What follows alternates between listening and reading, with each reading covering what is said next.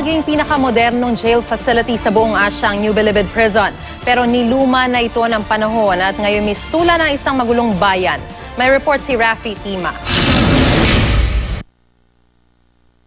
Mula sa ere, ito ang itsura ng New Bilibid Prison's Maximum Security Compound. Ang parisukat na struktura na may gusaling naka-ekis, 1936 pa itinayo. Noong buksan ito noong 1940, ito ang isa sa pinakamodernong jail facility sa buong Asya. Pero kung titinang na mas malapitan ng NBP Maximum Security, makikitang para na itong isang informal settlement na napapaligiran ng bakod. Bukod kasi sa mga kubol na nasa loob ng malalaking gusali, ang maliliit na bahay sa ibabang kanang bahagi ng litrato, mga kubol din na ipinatayo ng mga preso. Kung ikukumpara sa Google satellite picture na ito ng Maximum Security Jail sa Klong Preng Central Prison sa Thailand at Kamunting Detention Center sa Malaysia, ibang-iba ang itsura ng NBP. Aminado si Bureau of Corrections Director Franklin Bukayo, kakaiba ang arrangement ng NBP dahil napabayaan ito ng mahabang panahon. Kaya pinayagan na lang ang mga presong gumawa ng sarili nilang mga bahay sa loob ng Maximum Security Compound.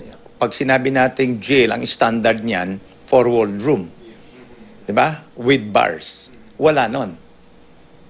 Ang meron tayo, 4-walled town. 8,000 ang kapasidad ng New Bilibid Prisons pero ngayon, mahigit 20,000 ang nakakulong dito. Ang nagbabantay sa kanila, nasa 40 hanggang 50 prison guards lang. Yung mga nakikita nilang mga inmates dyan na sa tingin nila ay may magandang pag-iisip na at medyo reformed na, they recruit them to help. Parang merong kang bantay bayan o merong kang force multiplier na nakakatulong. Sa rami ng problema sa Maximum Security Compound ng NBP, marami pa raw silang isasagawang raid sa mga kubol na ilan dito, taon nang hindi napapasok ng mga jail guards. Pinagtutunan din nila ng pansin ngayon ang banta mula sa mga presong naapektuhan ng kanilang mga ginagawang pagbabago. Basta merong nakakasikip on the way, nagkakaroon ng ganyan. Nagkakaroon ng threat, nagkakaroon ng mga pakiusapan. So, ganun yun. Not only me.